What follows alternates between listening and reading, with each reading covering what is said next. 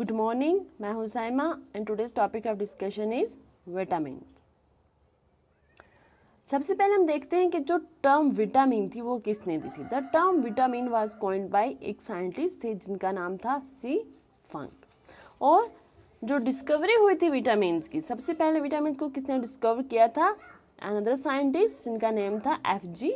Hopkin. क्या name था? F G. Hopkin. So two important point, सबसे पहले कि जो टर्म विटामिन वो किसने काइन की थी? सी फंक ने।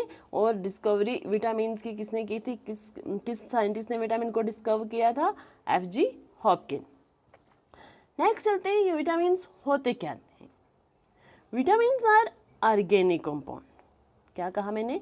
जो विटामिन होते हैं ये ऑर्गेनिक कंपाउंड होते हैं, यानी कि ऐसे कंपाउंड जो कार्बन कार्बन से मिलके बनते हैं, या फिर कार्बन हाइड्रोजन, या फिर कार्बन नाइट्रोजन, यानी कि इनमें वन एटम कार्बन का होगा, दूसरा कोई भी हो सकता है।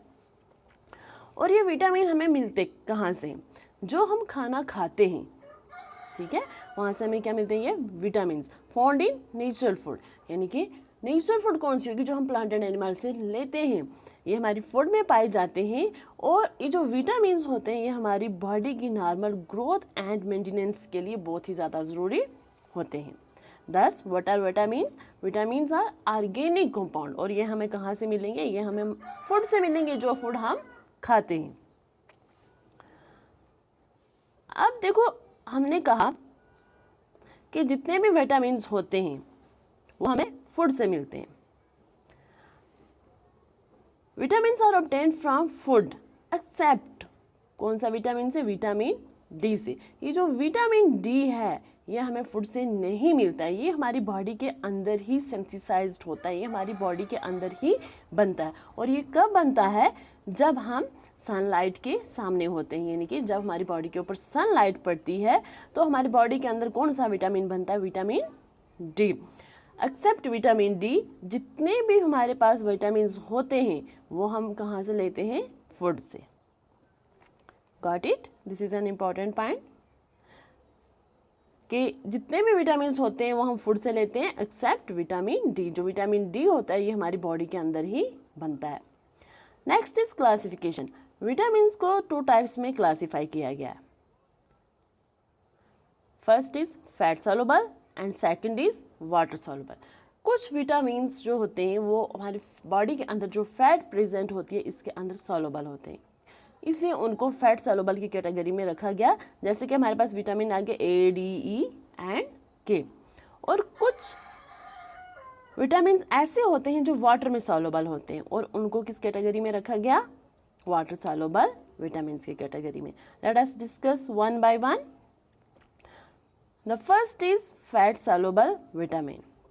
फैट सॉल्युबल विटामिन में कौन से विटामिन आते हैं? Vitamin A, D, E and के, 4 विटामिन। इस पॉइंट को याद रखना, दिस इज द इम्पॉर्टेंट कि फैट सॉल्युबल विटामिन में कौन से आते हैं? Vitamin A, D, E and के। अब ये फैट सॉल्युबल विटामिन कहाँ पर रहते? Body stores fat soluble vitamin in liver and fatty tissue. हमारे बॉडी के अंदर लीवर होता है और ऐसे टिश्यू जिनके अंदर फैट होते हैं, यानी कि फैटी टिश्यू, इनके अंदर फैट सॉल्युबल विटामिन स्टोर रहते हैं। और ये जो विटामिन होते हैं ये हमारी बॉडी के अंदर बहुत से दिनों तक रहते हैं। These reserves of vitamin can stay in the body for days. दिनों तक रहते हैं और कभी कभार तो महीनों तक भी रहते हैं। अब देखो, जो हमारी बॉडी होती है ये फैट सॉल्युबल विटामिन कैसे लेती है? Body absorb fat soluble vitamin from intestinal tract through the help of dietary fat. Dietary fat कौन सी होगी? इनकी जो हम फूड से ले रहे हैं, जो हम डाइट ले रहे हैं उसमें जो फैट प्रेजेंट होता है उसे उन्हें हम कहते हैं डाइटरी फैट्स। और जो हमारी बॉडी होती है ये क्या करती है? इन विटामिन को, कौन से विटामिन? फैट सॉल्युबल विटामिन को अब्जॉर्ब करती है हमारी इंटेस्टिनल ट्रैक्ट से। किसकी हेल्प से? With the help of the dietary fats. ये थे हमारे पास fat soluble vitamin. Next is water soluble vitamin. अब ये वाटर सॉल्युबल विटामिन क्या होते हैं और ये कहाँ पर रहते हैं, इसके बारे में हम डिस्कस करते हैं। Just a second. हाँ, वाटर सॉल्युबल विटामिन जितने भी हमारे पास विटामिन बी होते हैं, सॉरी इसमें कुछ प्रॉब्लम आ रहा है, अच्छा, water soluble vitamin, all the vitamin B, जितने भी हमारे पास विटामिन बी होते हैं, विटामिन हमारे पास बी डिफरेंट टाइप के होते हैं, B1 B2 अभी हम नीचे डिस्कस करेंगे, B1 B2 B3 B5 6 7 9 and B12। जितने भी हमारे पास vitamin B and vitamin C, ये किस कैटेगरी में फॉल करते हैं? वाटर सॉल्युबल विटामिन में, because they are soluble in water.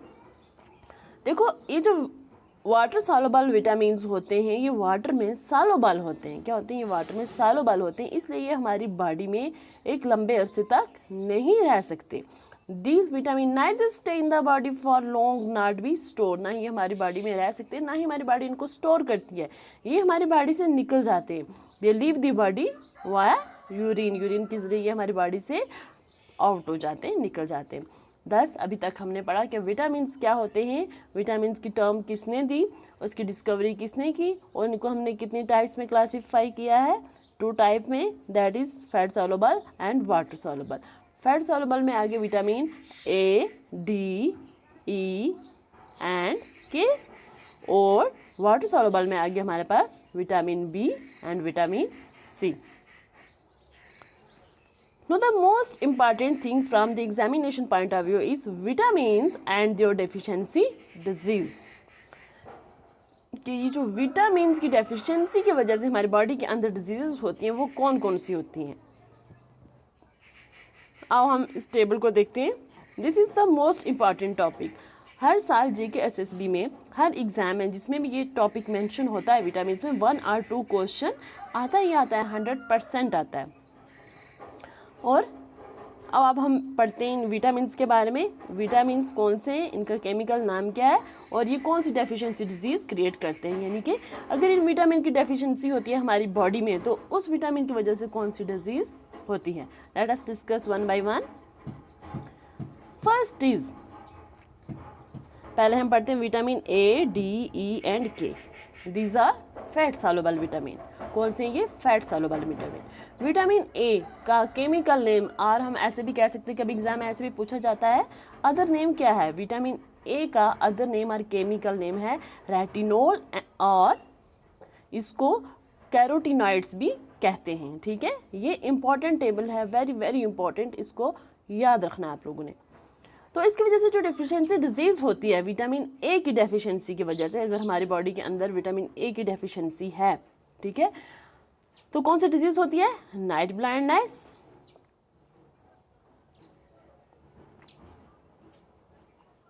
हाँ अब हम देखते हैं तो कौन सी डिजीज़ होती है? नाइट ब्लाइंडनेस, हाइपरकेराटोसिस और केराटोमलेशिया। ठीक है, the most important point is, आपने ये याद रखना है, विटामिन ए की का केमिकल नेम क्या? रेटिनोल और कैरोटीनॉइड्स भी कहते हैं, और इसकी वजह से जो डिजीज़ होती है और जो मोस्टली पूछी भी जाती है एग्जाम में, night blindness. Second is vitamin D. Vitamin D का केमिकल नेम होता है कैल्सिफिरोल। क्या कहते हैं हम इसको? कैल्सिफिरोल। और इसकी वजह से, इसकी डेफिशिएंसी की वजह से जो डिजीज़ होती है वो होती है रिकट्स एंड ऑस्टोमलेशिया।